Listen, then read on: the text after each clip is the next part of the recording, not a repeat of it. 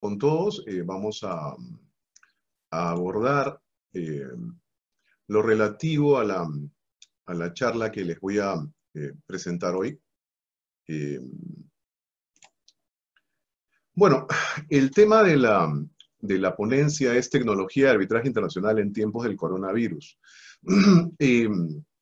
Aquí hay varias cosas que señalar, ¿no? Lo primero, vamos a ver el panorama del arbitraje internacional pre-COVID, ¿no? Antes del coronavirus, y luego vamos a observar en un segundo segmento cuáles son, digamos, las particularidades que ha generado la pandemia y cómo se enfrentan a través de las herramientas que tiene el arbitraje internacional. Muy bien, entonces, una primera cosa es que la tecnología se ha venido utilizando en el arbitraje internacional en realidad hace ya varias décadas atrás, ¿no? Una de las primeras, digamos, finalidades ha sido lograr la eficiencia y la mejora de las actuaciones arbitrales, ¿no? O sea, de los procedimientos arbitrales. Por ejemplo, y el que habla tiene ejerciendo como árbitro profesional a tiempo completo hace 20 años, que tampoco es tanto, pero bueno, me permite opinar con cierta legitimación. Bueno, en estos últimos años, por ejemplo, se han estado utilizando para las audiencias, para llevarlas a cabo de una manera más eficiente, el PowerPoint, ¿no? El PowerPoint, que por ejemplo ahorita mismo yo estoy empleando, ha sido la herramienta tradicional hasta hace varios lustros. Pero les cuento que, por ejemplo, han aparecido otro tipo de programas que curiosamente tienen una característica, ¿no? Y este es el programa conocido como Mind Manager. Y bueno, lo que pasa es que el cerebro humano construye ideas y además, digamos, decodifica las ideas de una manera no lineal, secuencial como el PowerPoint, sino más bien a través, digamos, de unas especies de flujos, ¿no? Como unos esquemas que precisamente el Mind Manager sigue, ¿no? Entonces, este programa, a diferencia del PowerPoint, para que entiendan, se abre en pequeños, digamos, compactos de ideas que siguen los mismos mapas mentales que utiliza la mente humana, ¿no? Entonces, si ustedes observaran un informe oral, por ejemplo, que se haya prestado a través de Mind Manager, de hecho que les va a quedar mucho más en la memoria y lo van a entender de manera más sencilla que aquellos que se utilizan tradicionalmente con el PowerPoint. Entonces, esa es una de las tantas herramientas que se usan para la eficiencia de las audiencias. Una segunda es mejorar el intercambio de documentos, ¿no? ¿Qué se ha hecho? Lo que se usa son hipervínculos, ¿no? ¿Qué significa? En los escritos que presentan las partes, ¿no? Y, por ejemplo, hoy en día, con la pandemia, vamos a ver más adelante algunos aspectos de este tipo, vamos a enfocarnos en uno, así que me permito desde ahorita señalarles que hemos ya hecho la transición hacia documentos electrónicos, ¿no? Entonces, por ejemplo, en los diversos arbitrajes que yo tengo en curso, hemos hecho esa indicada transición en la cual, pues, las audiencias son a través de videoconferencias, los escritos se presentan a través de correo electrónico, efectivamente en archivos PDF, la comunicación, las notificaciones son vía electrónica, incluso las mismas resoluciones, estamos usando firmas digitales, etcétera, ¿no? Y bueno, en estos escritos de las partes, aquí hablamos de las partes, se colocan, pues, imagínense, no sé, un alegato, ¿no? Y se colocan hipervínculos. Entonces, indica una nota a pie, ¿no? El abogado, el attorney o counsel, que tal jurisprudencia apoya su criterio. Entonces, en vez de anexarla a ese escrito, ¿no? Lo que hace es pone el hipervínculo, ¿no? Con el cual el tribunal arbitral, a la hora que estamos revisando todo esto, solamente le damos un clic y aparecerá la jurisprudencia europeo continental o anglosajona que esté utilizando para justificar su caso. Lo mismo con los medios de prueba, ¿no? Y claro, lo que pasa es que podría, por ejemplo, para hacerlo sencillo, grabar el counsel, el abogado, estos medios de prueba escaneados, ¿no es cierto? Y los coloca pues en su drive, ¿no? Y nos permite el acceso, ¿no? Entonces, nosotros le damos él clic a este link y aparecerá toda esta batería de medios de prueba que está ofreciendo. Ya no tiene que estar anexándola. Y bueno, antes de la pandemia, la ventaja era que ya no había que anexarlo en digamos, en un bodoque físico, ¿no?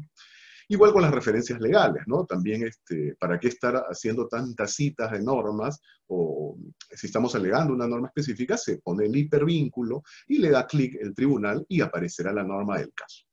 Muy bien. Y otro tema que también se ha venido utilizando antes de la pandemia es el uso de repositorios virtuales, bases de datos, que han permitido además un manejo estadístico más eficiente. Esto particularmente ha sucedido en el ámbito del arbitraje institucional, ¿no? Ejemplos de ello son, por ejemplo, el NetCase de la ICC, o sea, la Cámara de Comercio Internacional, la Corte de Arbitraje Internacional de la Cámara de Comercio Internacional, o CCI en castellano. También el Web File and Panelist e-Center de la American Arbitration Association, la Asociación Americana de Arbitraje, y otro caso de la Organización Mundial de la Propiedad Intelectual, la OMPI, o WIPO en inglés, su Online Case Administration. ¿Qué son estos? Por ejemplo, el NetCase, ¿no? El NetCase es una plataforma, un programa, que está pues en la página virtual de la ICC y que tiene, evidentemente uno ingresa con un código que se le da a las partes, se le da a los árbitros, ¿no? Un código con su clave, ¿no? Un usuario. Y bueno, dentro de este NetCase, las partes van a ingresar los escritos, evidentemente en PDF, con hipervínculos que hemos señalado, van a llevarse a cabo audiencias, eventualmente se podrán grabar ahí las videoconferencias, ¿no? O antes de pandemia, los vídeos, ¿no? Los links a los vídeos de las audiencias grabadas presencialmente. Pueden acceder a toda esta información el tribunal, las partes, y además el NetCase tiene un sistema de seguridad, ¿no? Porque ahorita, y con muchos líos que han habido, por ejemplo, el famoso caso de los Panama Papers, ¿no? También les cuento que impactó al arbitraje, ¿no? Un arbitraje internacional, en que era parte China, fue, digamos, pirateado, ¿no? Y mucha información se robó. Además, pueden ustedes encontrar información en estas páginas de los leak documents, etcétera, sobre arbitraje, ¿no? Entre ellos lo que estoy mencionando. Entonces, para evitar eso, el NetCase tiene un sistema de protección muy, muy, muy, muy sólido, ¿no? Muy bien. Entonces, ¿qué otras mejoras ha habido? Justo lo que acabo de señalar, ¿no? Ya adelantando la idea, se está buscando mejorar, y se ha buscado de vieja data, mejorar la seguridad y la protección de datos y la privacidad de las partes, ¿no? Ya hemos hablado de que hay programas, etcétera, pero también hay, digamos, guías, ¿no? Directrices. Por ejemplo, tenemos acá 3 documentos, ¿no? Que me permito señalar, ¿no? Que son las Cyber Security Guidelines, o sea, los lineamientos de ciberseguridad, ¿no? De la IVA, esa es la International Bar Association, su grupo de trabajo de la presidencia de esta institución sobre ciberseguridad, en el 2018 nos obsequia este documento, ¿no? Esto es soft law, ¿no? Que puede ser utilizado en cualquier arbitraje internacional. Igual sucede con el protocolo de ciberseguridad para arbitraje internacional de la ICA, la barra de Nueva York, ¿no? Y la CPR. Y lo mismo con el Roadmap to Data Protection en International Arbitration, ¿no? De la ICA con la International Bar Association 2020, que todavía sí está en proyecto, ¿ah? Entonces, como vemos, aquí hay diferentes herramientas que permiten, si ustedes revisan estos protocolos, tienen un montón o lineamientos, perdón, tienen un montón de criterios sobre qué programas utilizar, qué pautas deben seguir las partes y los árbitros. En realidad es un tema que ya no podemos abordar.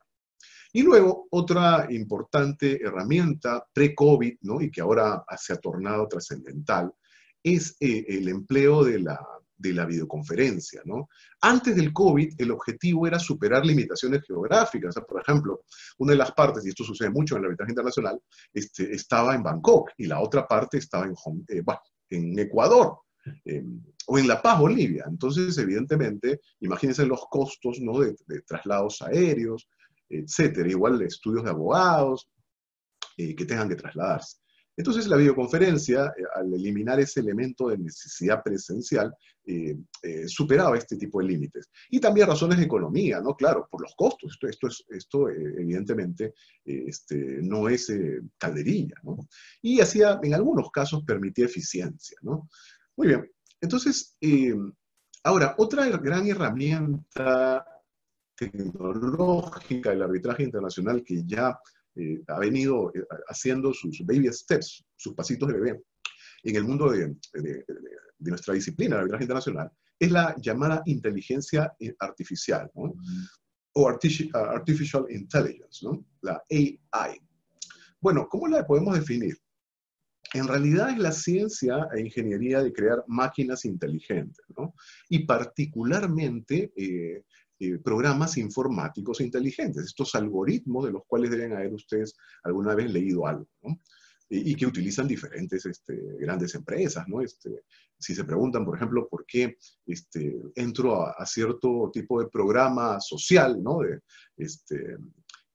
Para no nominar ninguno, y por qué sabe qué estoy buscando, por qué me presenta una página que es sobre un tema de mi interés. Bueno, porque estos algoritmos están mirando tus actividades y comienzan precisamente a identificar puntos de interés. Y evidentemente el algoritmo genera que el programa te obsequie alguna página o algún recurso respecto a esto que ya ha evidenciado te interesa. Muy bien, entonces, para que vean que esto de la inteligencia artificial no es una cosa ajena a ustedes, ¿no? Bueno, ¿y cómo usamos la inteligencia artificial en el campo del arbitraje internacional, ¿no? Puede tener diferentes posibilidades, ¿no? Objetivos. Primer objetivo, reemplazar al árbitro humano por inteligencia artificial, ¿no? O sea, árbitro robot y ya descartar al ser humano, ¿no? Esto es un poco, hoy en día ya no es tan futurista, ¿no? Sobre este particular hay dos posturas, ¿no? Algún sector de las dogmáticas se coloca a favor. Para esto, por ejemplo, se valen del artículo 7 de la Ancestral Model Law, la ley modelo de la CENUDMI, que regula el convenio arbitral y no menciona el elemento persona natural, o sea, es abierto. Y luego también la New York Convention, la Convención de Nueva York, el artículo 5 establece los supuestos en que un laudo, cuándo no podrá ser reconocido y ejecutado. Y en ninguno de esos tampoco hay una mención a una persona natural. Entonces, los que se inclinan por esto dicen, sobre esta base, es perfectamente posible que haya un árbitro robot, ¿no? Un algoritmo, un gran programa, que las partes le encarguen la decisión de su controversia, ¿no? Bueno, pero también está la posición en contra, que para ser honesto es mayoritaria, inclusive de este modesto servidor.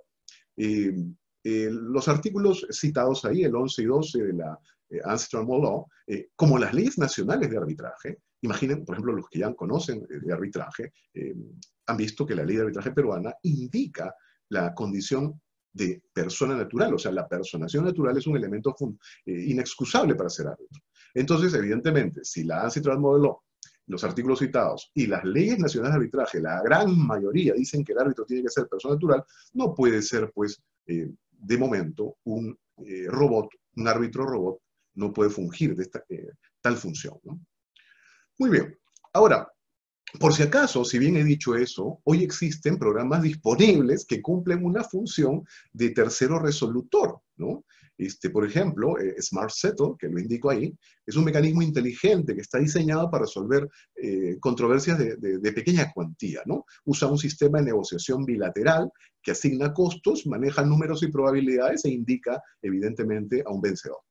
Y luego está el mecanismo Adjusted Winner, en el cual es un algoritmo que divide bienes entre dos partes de manera equitativa, ¿no? Entonces está diseñado para eso, ¿no? Una división equitativa de bienes entre dos partes.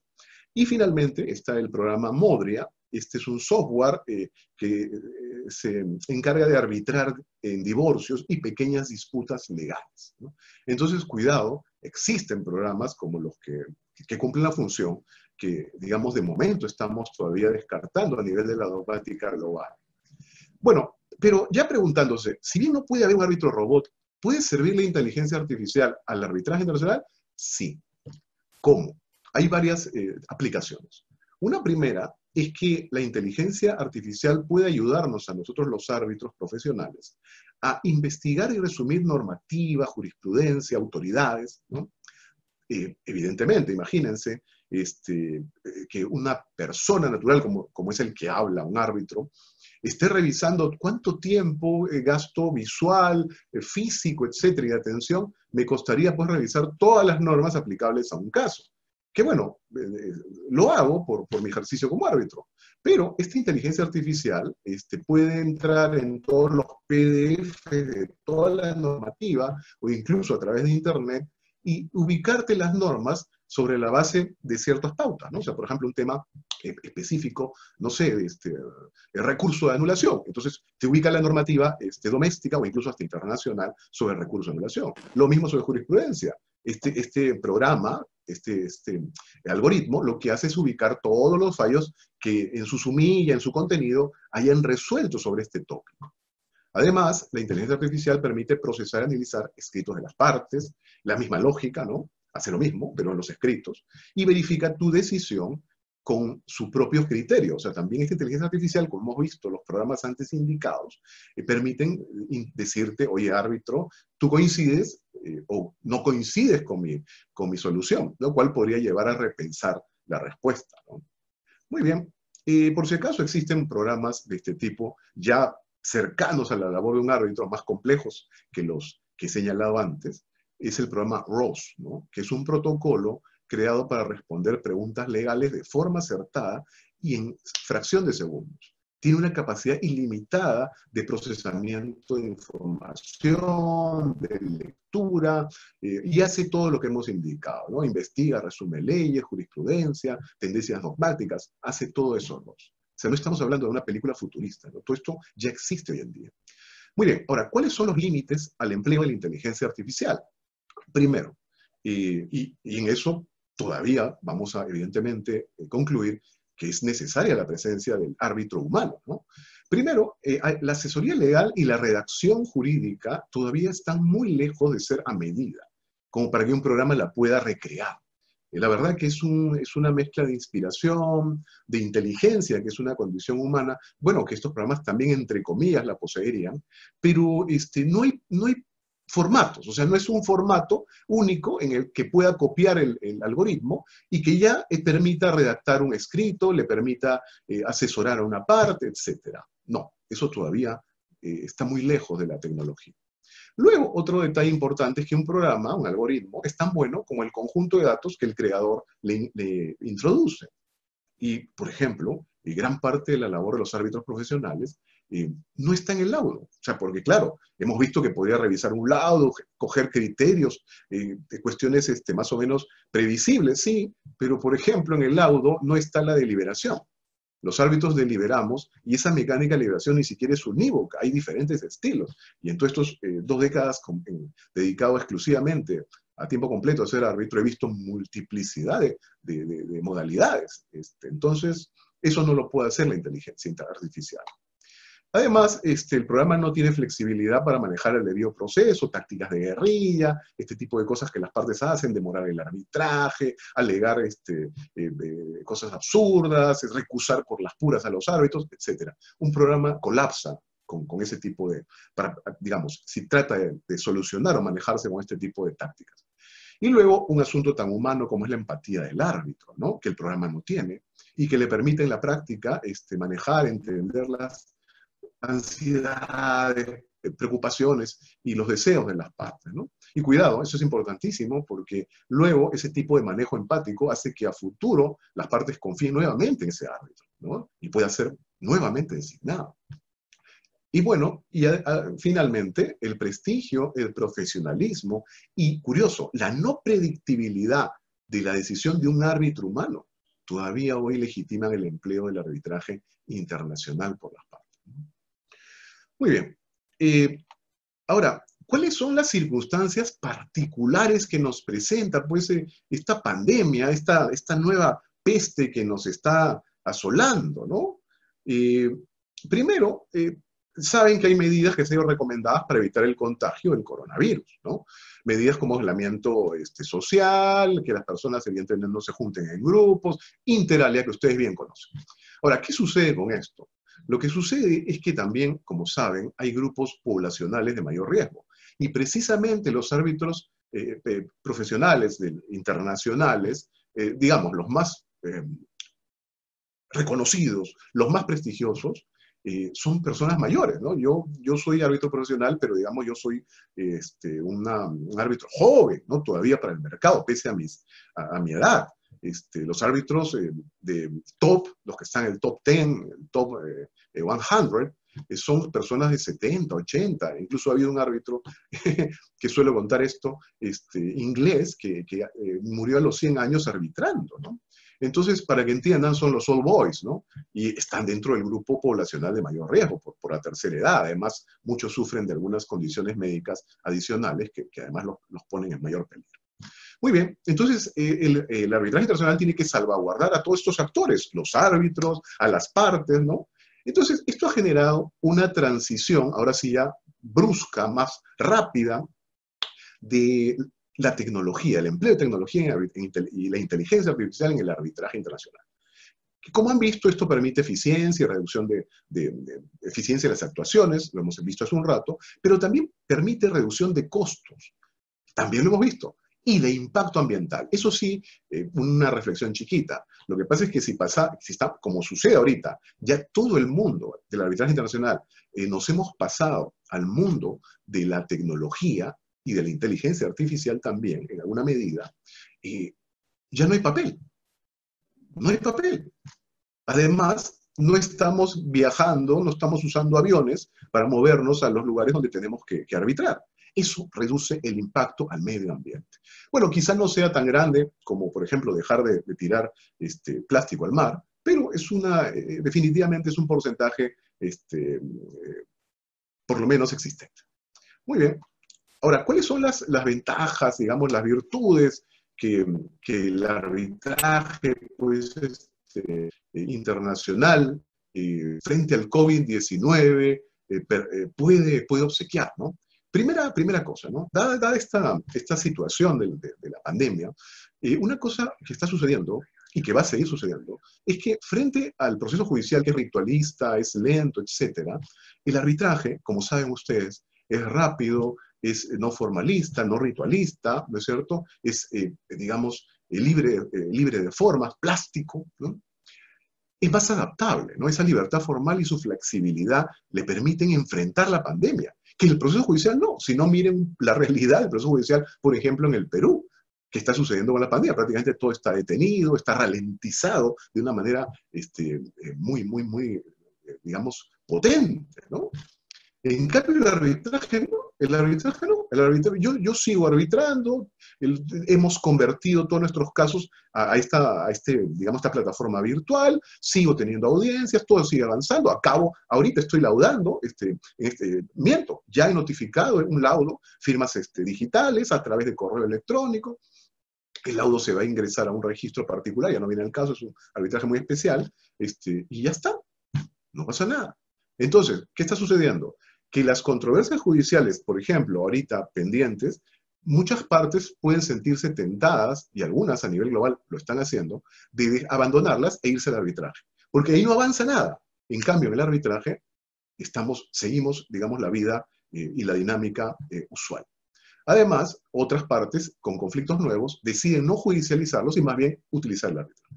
Entonces, la pandemia es una vitrina para que el arbitraje internacional muestre sus virtudes y esa capacidad, esa resiliencia, ¿no? Muy bien. Por si acaso, algunas legislaciones como Chile y Colombia han emitido normas sobre tramitación del arbitraje y resaltan en estas la capacidad de este último, el arbitraje, de continuar a través del empleo de tecnología. Muy bien. Ahora, un elemento importantísimo es el uso de videoconferencias, ¿no? Así que ya la videoconferencia la entienden, estamos utilizando una, ¿no? Pero una cosa importante es ver el tema de la videoconferencia y el debido proceso, porque esta herramienta no puede vulnerar las garantías del arbitraje procesales. Primera apotegma. La videoconferencia no vulnera la garantía de audiencia, por ejemplo, que es parte del debido proceso. Pues en realidad, si sigue habiendo audiencia del tribunal frente a las partes, las oye, solo que de forma remota. Para justificar esto, por ejemplo, en el caso China National Building Material Investment Co. contra B&K International LLC, se señaló lo siguiente, ¿no?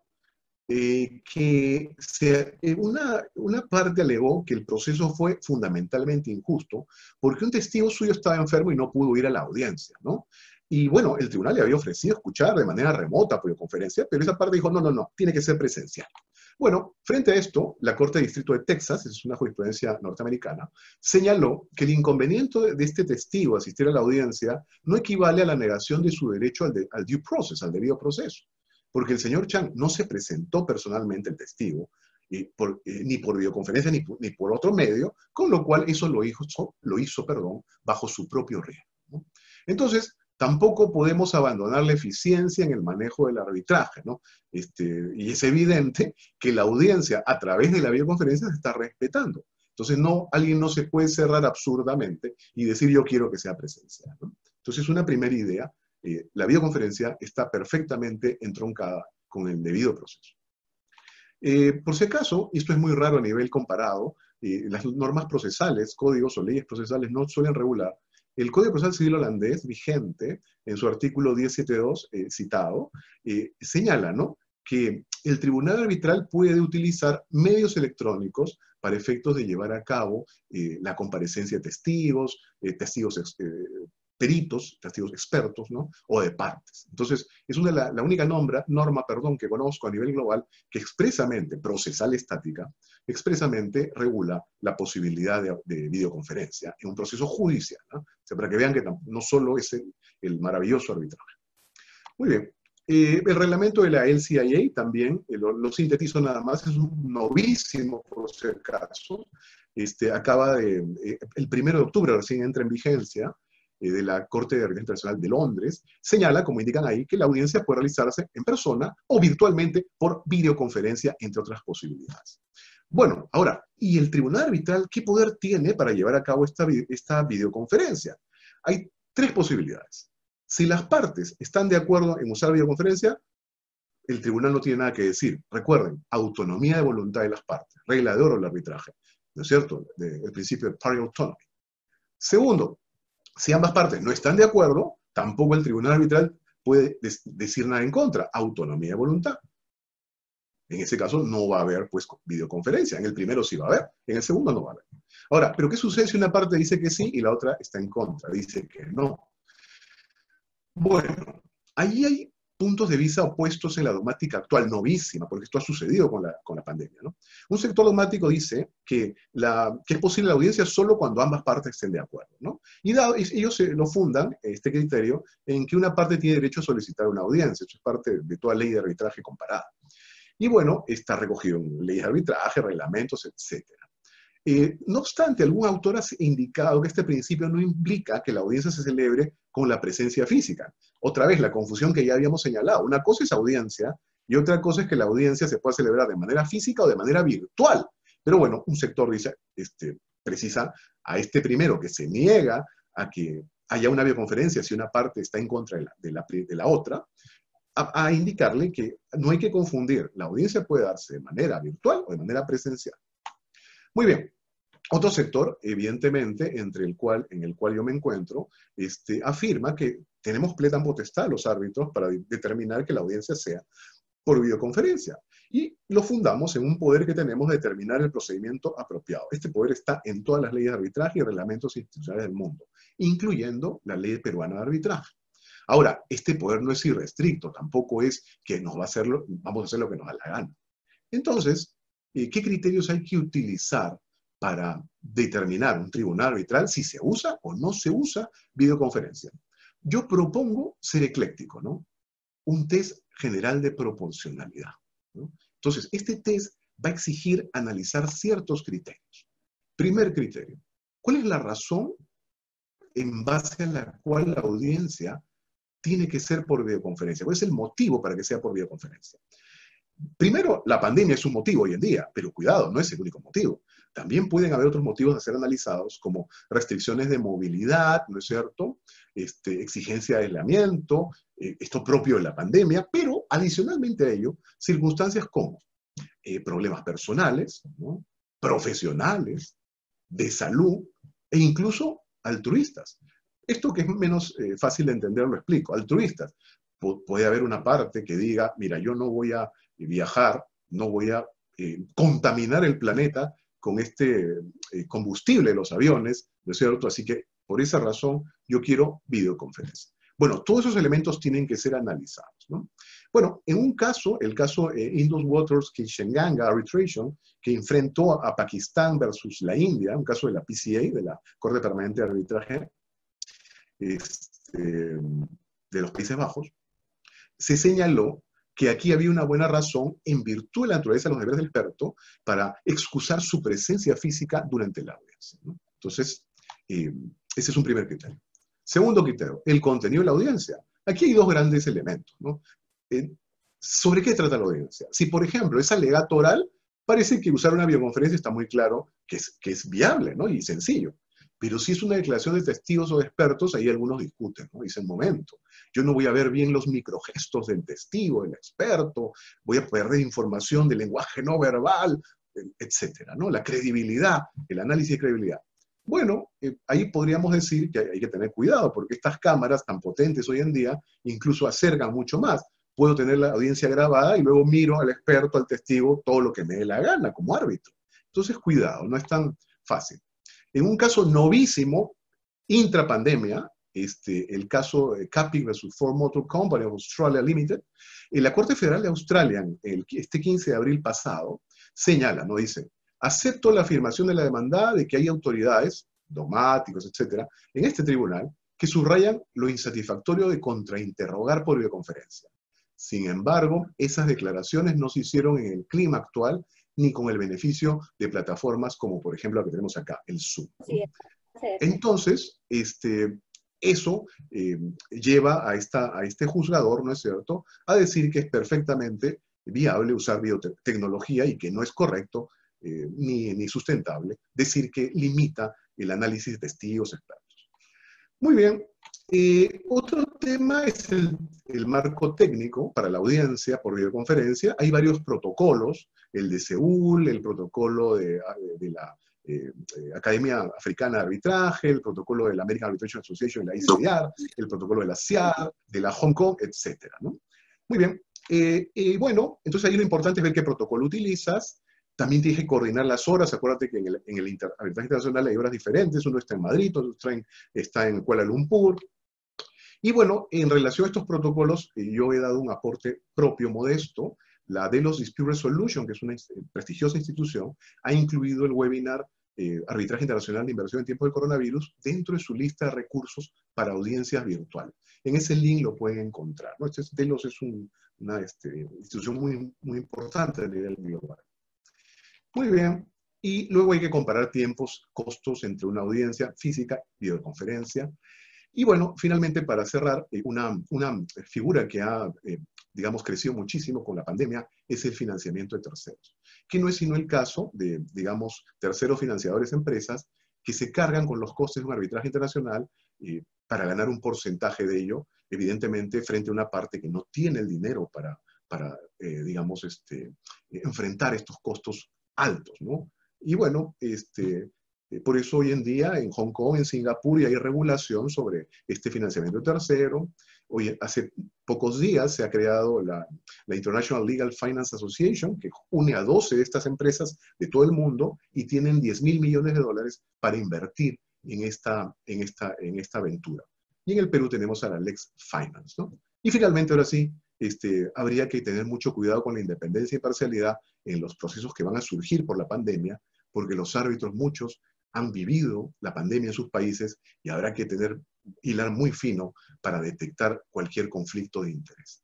Muy bien, muchísimas gracias por la paciencia en haberme escuchado y espero que esta charla haya sido de utilidad.